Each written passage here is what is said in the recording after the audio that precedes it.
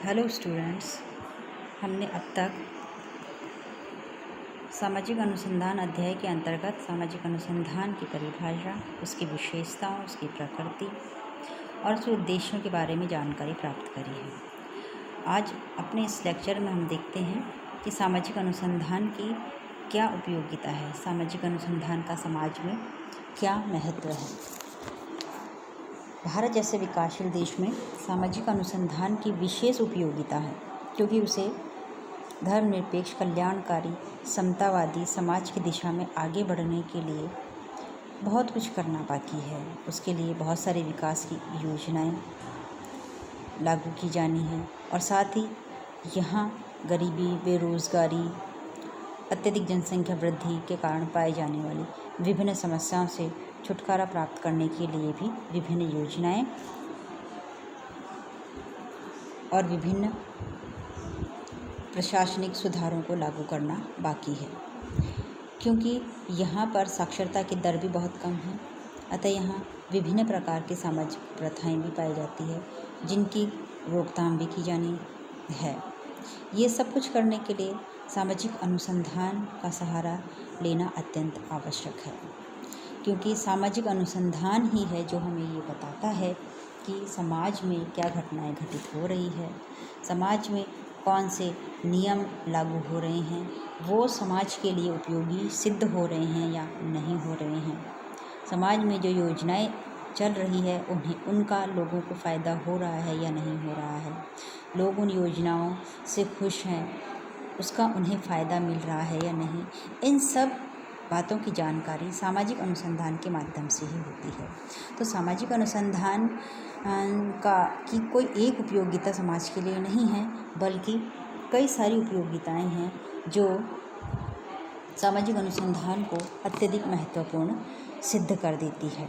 इसमें हम point two point कई सारे बातों पर विचार करेंगे जो कि सामाजिक अनुसंधान की महत्ता को स्वतः ही सिद्ध कर देती है। इसमें हम पहला पॉइंट देखते हैं, अज्ञानता को दूर करने में सहायक। सामाजिक अनुसंधान अज्ञानता को दूर करने में अत्यंत उपयोगी सिद्ध हुआ है, क्योंकि हमारे कम साक्षरता वाले देश में आज भी अनेक अंधविश्वास, भ्रांतियाँ, संकुचित मानसिकता और विभिन्न प्रकार के सामाजिक क्रियाओं की सही जानकारी का अभाव या हम कहें कि अशिक्षा के अभाव के कारण भारत अनेकों समस्याओं से ग्रसित है। आज यहाँ भाषावाद, जातिवाद, सांप्रदायिकता, प्रांतीयता आदि राष्ट्रीय एकीकरण के मार्ग में बहुत बड़ी बाधाएं हैं और इनसे तभी छुटकारा प्राप्त किया जा सकता है जब सामाजिक अनुसंधान के द्वारा अज्ञानता को दूर किया जाए। दूसरा, इसमें नवीन ज्ञान की प्राप्ति में सहायक।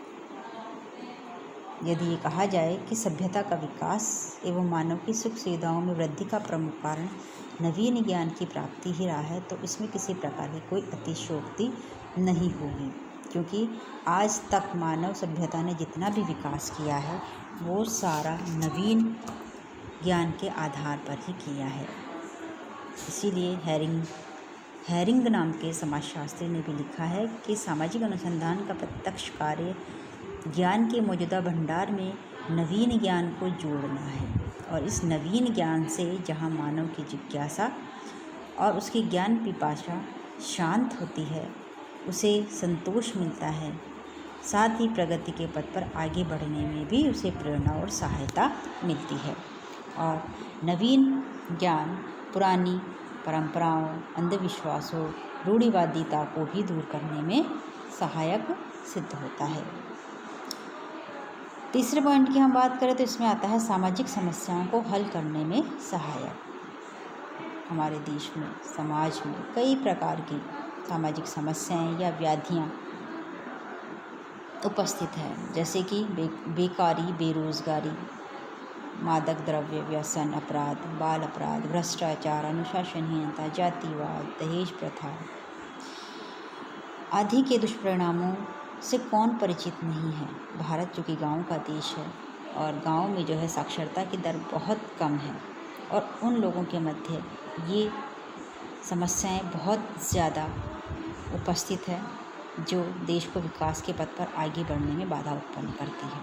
और इन समस्याओं को सही परिप्रेक्ष्य में समझने हेतु आवश्यक है कि सामाजिक अनुसंधान की सहायता से इनको समझा जाए और लोगों को इनसे होने वाली हानियों से परिचित कराया जाए, उन्हें समझाया जाए और इन प्राचीन रूढ़ियों प्रथाओं में अंधविश्वास को कम कराकर नवीन ज्ञान की प्राप्ति की ओर उनका ध्यान दिया जाए तो इन समस्याओं से छुटकारा पाने में काफ़ी हद तक सहायता प्राप्त हो सकती है। नेक्स्ट आता है कल्याण कार्यों में सहायक। भारत एक कल्याणकारी राज्य है।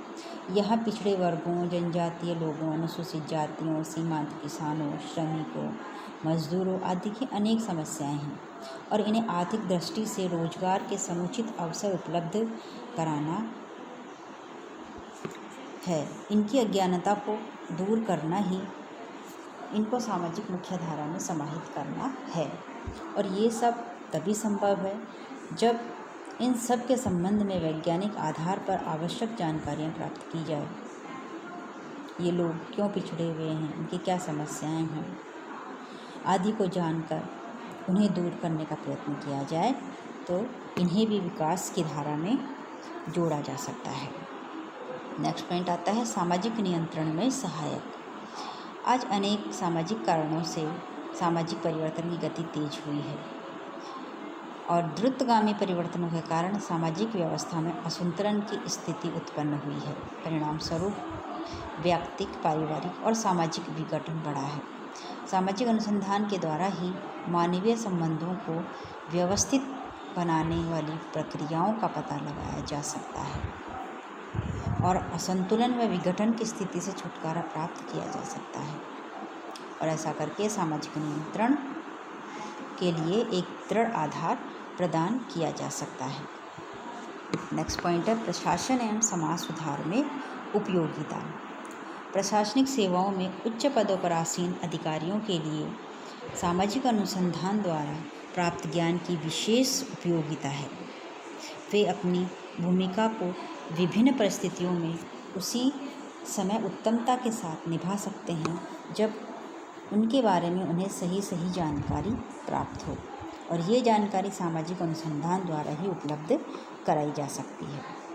समाज सुधारक अपने सीमित ज्ञान के आधार पर विभिन्न समस्याओं की वास्तविक प्रकृति को ठीक से नहीं समझ सकते और न ही वे जो है अपने हिसाब से नई योजनाएं बनाकर उनको लागू कर सकते हैं। ऐसा करने के लिए पहले सामाजिक अनुसंधान द्वारा समाज में उपस्थित उन समस्याओं को दूर करने के समाधानों को खोजा जाता है और फिर उन समस्याओं के अनुसार समाधान को ध्यान में रखते हुए नवीन योजनाएं बनाई जाती है ताकि उन्हें क्षेत्र में आसानी से लागू किया जा सके और वास्तव में वो योजनाएं समाज सुधार में उपयोगी साबित हो।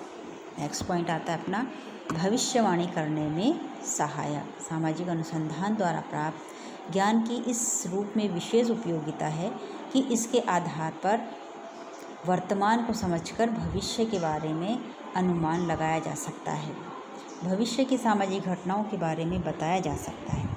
जब अनुसंधान का भविष्य में उत्पन्न होने वाली दशाओं का पता लगा लिया जाता है तो उनके साथ साथ सफलतापूर्वक समायोजन और सामाजिक जीवन में संतुलन भी स्थापित किया जा सकता है। सामाजिक विज्ञानों के विकास में योग सामाजिक अनुसंधान की सहायता से सामाजिक घटनाओं के संबंध में अधिक वैज्ञानिक जानकारी प्राप्त होती है और परिणाम स्वरूप समाजशास्त्र के ज्ञान में वृद्धि होती है। सामाजिक अनुसंधान के द्वारा अध्ययन की नवीन प्रविधियों और उपकरणों का विकास भी किया जाता है और इन दोनों ही स्थितियों में एक विज्ञान के रूप में समाजशास्त्र के विकास में योगदान होता है क्योंकि इसके सामाजिक घटनाओं पर नियंत्रण बढ़ता जाता है और इसके अलावा सामाजिक अनुसंधान द्वारा प्राप्त निष्कर्ष अन्य सामाजिक विज्ञानों के विकास में भी योग देता है। इसका कारण ये है कि सभी सामाजिक विज्ञान एक दूसरे के पूरक हैं और सभी के द्वारा मानवीय संबंधों, मानवीय व्यवहारों, सामाजिक प्रक्रियाओं का अध्ययन किया जाता है और एक सामाजिक विज्ञान के क्षेत्र में किए गए अनुसंधानों के निष्कर्षों से अन्य सामाजिक विज्ञानों को भी लाभान्वित किया जा सकता है। नेक्स्ट और लास्ट पॉइंट है अपना सैद्धांतिक महत्व। सामाजिक अनुसंधान वास्तव में सामाजिक विज्ञानों का आधार है। आज विभिन्न विज्ञानों के लिए अधिक प्रामाणिक सामग्री सामाजिक अनुसंधान के द्वारा ही प्राप्त होती है। अनुसंधान द्वारा प्राप्त ज्ञान समाज और सामाजिक जीवन के संबंध में हमारी जानकारी में उत्तरोत्तर वृद्धि करता है। फलस्वरूप सामाजिक क्रियाओं को समझने में सहायता मिलती है और साथ ही इससे नवीन ज्ञान की संभावनाएं बढ़ती जाती है। जैसे जैसे ज्ञान में वृद्धि होती है उसके साथ ही साथ अनेक अंधविश्वासों तथा रूढ़िगत विचारों से भी छुटकारा प्राप्त होता जाता है। इस प्रकार सामाजिक अनुसंधान सैद्धांतिक ज्ञान में वृद्धि करने के साथ साथ मानवीय समस्याओं का हल खोजने में भी अत्यंत उपयोगी सिद्ध होता है। अब हम अपने नेक्स्ट व्याख्यान में देखेंगे सामाजिक अनुसंधान की समस्या। Thank you.